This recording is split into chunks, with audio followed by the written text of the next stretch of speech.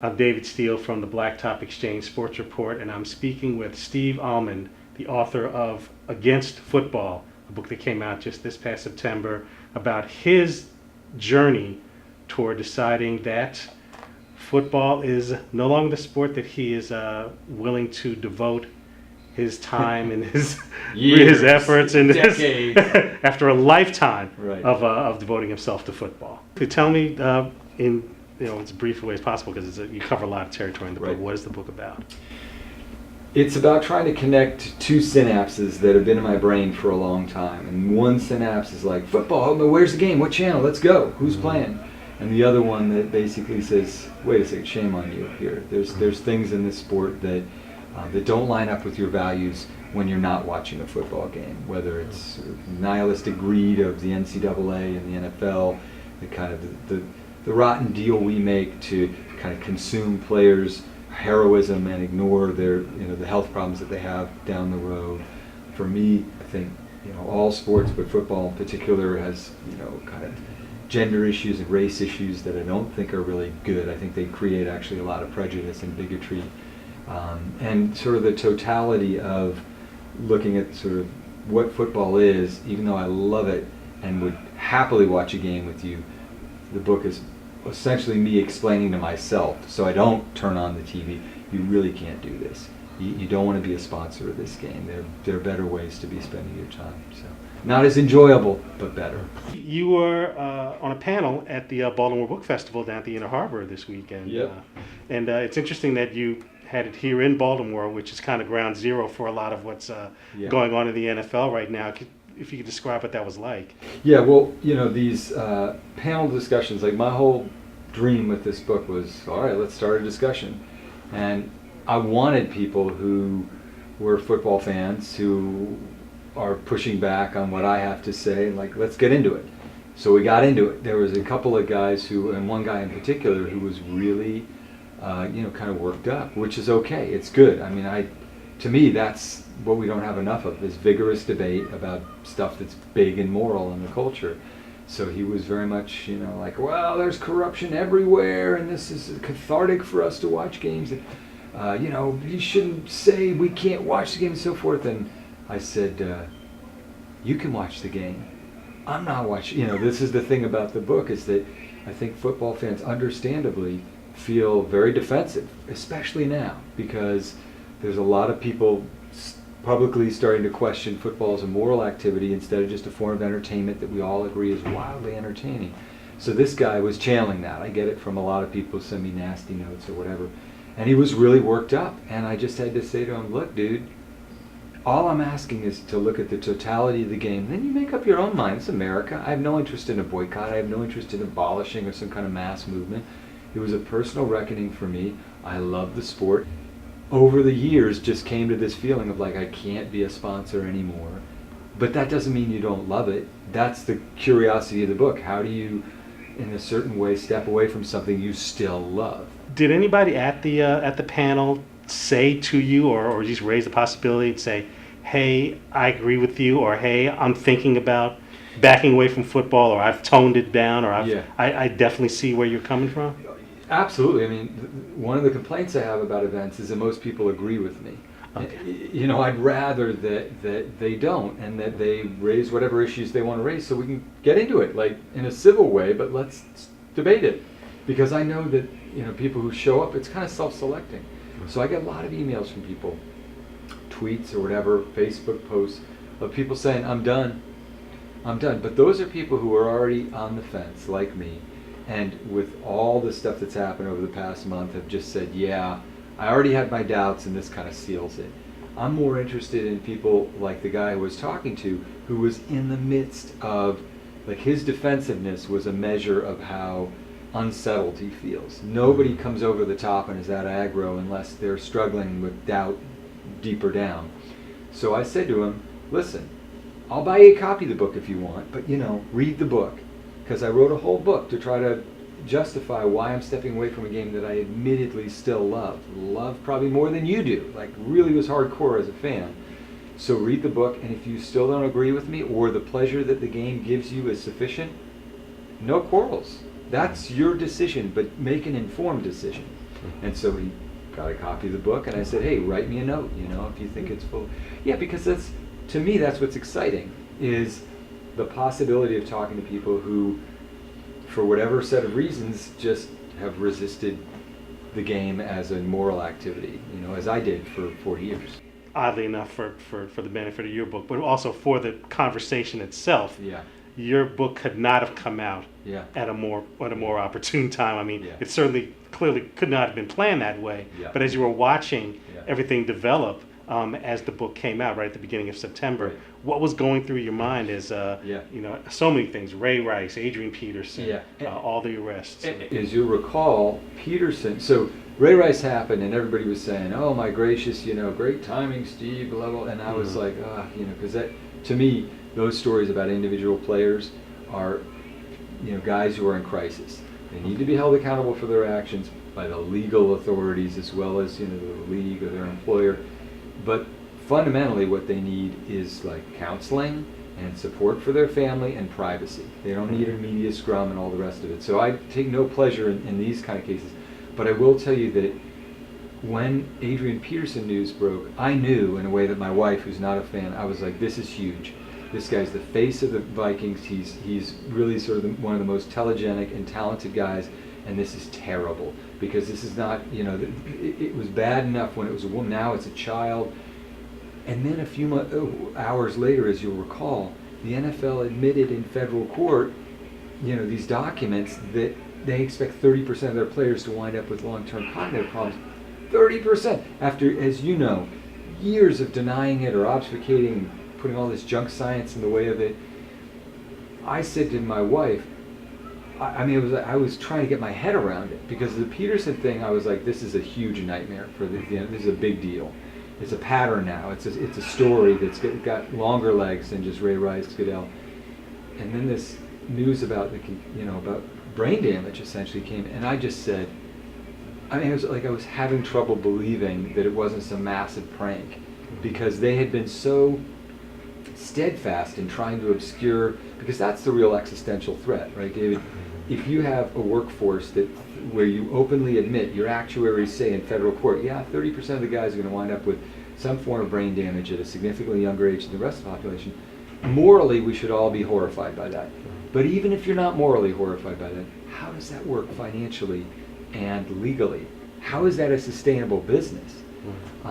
So yeah, I've just been astonished, and it's not, I don't take any pleasure in it. It's just, it's like, I wanted the book to point out what I had, sort of like I wrote the book to question what was going on 6 months ago without these scandals and the rest of it, to say, look, even before all this, we should be looking at the sport as a moral activity, not just as a form of entertainment. So I almost feel like this stuff has trumped what I'm saying. I know people are like, well, everybody's talking about it now, but part of me feels like actually now it's a big media narrative. Now it's a big scandal, and a lot of that, as you know, is partly about keeping eyeballs and getting clicks, and not necessarily considering the underlying question, which is, in a larger sense, what's the morality of this game? Right. And that's been sort of the theme of almost everything in the book, really, because you talk about personal experiences with it. You've discussed how you've been a Raiders fan for so long. Right. You describe your reaction and how it's evolved over time of the Jack Tatum, Darryl Stingley injury from 1978, and also individual things, people you've known who have played football, caused injuries, and that's changed their life. Right. If you could talk about that what that evolution was like for you. Well, the thing is that people, it's like people would say, during the Great Depression, how'd you lose your money? And it's, well, a little bit at a time, and then all of a sudden. It's that feeling of, I remember reviewing the Michael Lewis book, The Blind Side, right? 2006, I guess that book came out. And it's a great book, it's thrilling, it's this underdog saga. But as you recall, right in the middle of that book is, the young kid, Michael Orr, asks the question of his rich white adoptive stepmother, or adoptive mother. He basically says, if I was just going to be flipping burgers, would you have rescued me? What is the nature of your interest in me? And that was a real moment where, because nobody answers that question, it's raised but never answered, not by Lewis, not by the family, nobody touches it. And when I reviewed that book, and I thought it was brilliantly written and really interesting, but it was also a saga of racial exploitation. That's just what it was. The nature of that family's interest was in him as a football player, him as a entertainer playing a sport that is inherently violent and brutal, and they wouldn't have had any interest in him had he not been extraordinarily good at football. And that is the larger kind of false dream that is sold to a certain kind of kid his only way out is football, and everybody knows in the coded language we use we mean poor kids from economically vulnerable neighborhoods, and usually kids of color. And as I've written in the book, that is one of the things that's the most depressing and to me unsettling. It's like, wait a second, that's a lotto approach to economic opportunity.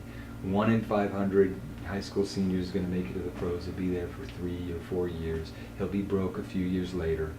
And then there's the other 499, right, who we really don't create any kind of economic opportunity for. So that was implanted a while ago, and I was unsettled by that.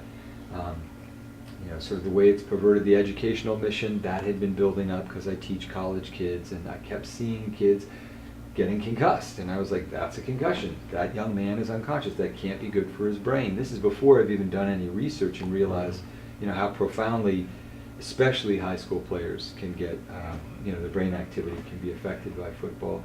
And then the major thing was just having a mom who had an acute dementia, walking into a hospital room and seeing this fiercely intelligent woman who I love gone, didn't know where she was, didn't know who I was. And once you see that, I think that was the deciding point of like, okay, I need to see what I'm up to here, because you can sort of squint and say, well, Junior say I was a great player. Well, I feel bad, his poor family, I'm going to watch the game. That was the point where I was like, oh, okay, well, what I'm consuming on Sunday for pleasure, the end result is a bunch of family members dealing with what I was looking at in that hotel room, in that hospital room, which is somebody whose selfhood has been annihilated. So I think that was kind of a deciding point. And I didn't know anything about the economics of football. I hadn't thought deeply about issues around gender and so forth. All that stuff was just stuff that was new to me. And of course, once you look under the, sort of see how the sausage is made, it's pretty terrifying. Now on football Sundays, on NFL Sundays, and you talked about the conflict. You described it as Right. The man at the festival sort of Right. reflected it to you. How do you deal with that now? I mean, because I know it could not have been a cold turkey sort of thing, Yeah. because it is a really deeply ingrained sort of thing that you Yeah. love Yeah. what you see on the Yeah. screen in front of you, Yeah. but now there's a conscious buffer in your Right. head. So what are football Sundays like for you? Well, I have 3 young kids, and my wife is exhausted all the time. I mean, we're both tired. We're just totally we are beaten up. If they were if our children were one team, it would be like 38-0. They're just running over us. So I've been trying to contain them. Now we have 3, so it's zone defense. And I think a lot of what happens is that when I do catch a glimpse of a game on a bar or whatever, I see it differently, David. Now I look at it and it's really different. I still think it's exciting, but I look at their heads, weirdly enough. I would look at their heads and I'm conscious of how violent the game is. What's amazing about football is how hyper-violent it is, but you don't really see a lot of viscera like in boxing. It's covered in helmets, and occasionally you'll see players with their helmets off and the bleeding and so forth, but it's really kind of masked. They're under they've got a whole uniform on. I'm much more conscious of when I see a snippet of like, wow, that's really violent. They're having little car crashes inside their head. The main thing I do though is try to stay away from it, because I know how seductive the pull is. And even a losing team, there's always a narrative. Good reporters, you wrote about some stinker Raiders team. I read your pieces because I was like, well, who knows? Maybe Jamarcus is going to turn good, And now I'm thinking, oh, well, maybe Derek Carr is the guy. He's this, They find ways. Good reporters find ways to create these narratives around particular players. So I'm trying to stay away, because I know that if I start to sort of get a little invested in whether Derek Carr is going to be a good player and the Raiders might turn a corner, then I'm sunk. So I'm like, just turn away, turn away. And fortunately, there's always a kid to come along and tackle me. So Yeah, I know. One last question. Knowing what you know about Right. the sport, knowing that there are others out there who agree with it, who have bought the book, who are Right. rethinking everything they're doing, and with everything that's going on right now with Right. Roger Goodell and the hierarchy Mhm. of the NFL and the NCAA, what's Right. going on in college Oh, sports, yeah. the upheaval that's going on there. Could we reach a point where football no longer holds the Yeah. position Yeah. that it holds right now Yeah. in the American I mean, landscape? you would know this better than I because you're more inside of it. The people I talk to are kind of self-selected as starting to feel iffy about it. Sure. But I do feel like something is happening, and it's that there's a shift in the way the game is viewed. It's almost like everybody has to say a few Hail Marys and seek forgiveness before they sit down and watch a game. There's a sense that there's a moral undertaking rather than just a form of entertainment. And I think moving forward, that's how every next story is going to play out. It's going to be another mark against football, another mark. And you're not going to eliminate issues of violence off the field, and these guys are all huge stars, so it's going to get written about, whatever it is.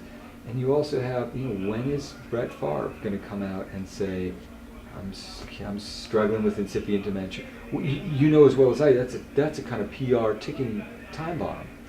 When is a famous player, going to get seriously injured? Either, we already had a guy who suffered a stroke. They didn't know it was a stroke, right? The linebacker for the Jaguars. When is it going to be, Tom Brady getting knocked unconscious for half a minute and going to the hospital for observation? You know what I mean? In every one of these instances, when's the next lawsuit?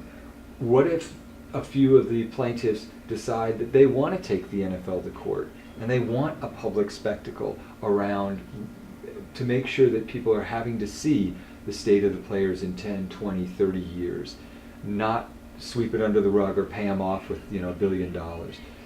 Those factors are, nobody can say what's going to happen, but we can say that there is a general sense that suddenly people are looking at this and recognizing it's a moral activity at the high school level, at the college level, at the pro level. It's almost as if there's as much consideration of that as there is of the games. That being said, it's a huge economic engine, and they're going to do whatever they have to do to keep it going. Goodell's going to, I think they'll show him the door. He'll get a lovely severance package. But, they've been able to really, and by they I sort of mean, I guess, all of us, the NFL, the media, the fans, have been able to contain the moral consideration. There haven't been real discussions of race. There haven't been real discussions of the gender archetypes that football presents, which are wildly, people are saying it's a Ray Rice problem, or it's a Roger Goodell problem, or it's an Adrian Peterson problem, but it's a violence problem. It's a problem within the fans. It's a problem with American culture and how violent it is, and the levels of gun ownership and violent crime and violent imagery in popular culture.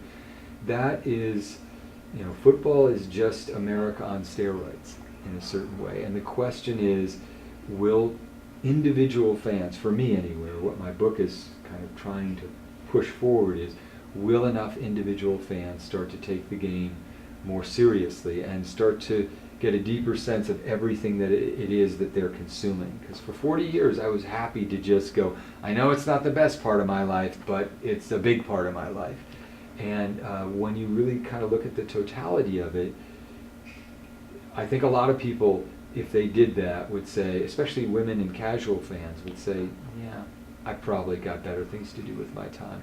But I have no idea how quickly that happens. I want to ask you, what do you think? I think that its time is coming. I think that there are sports that have, Right.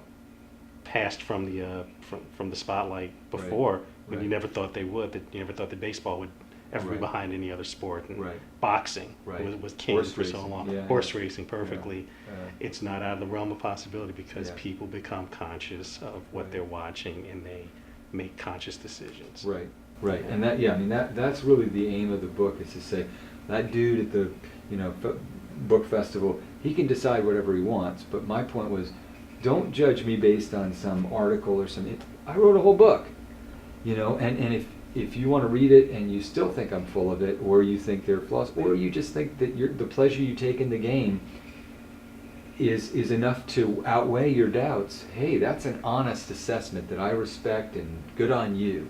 But until you do that, I'm still going to say you're putting your head in the sand a little bit. Yeah.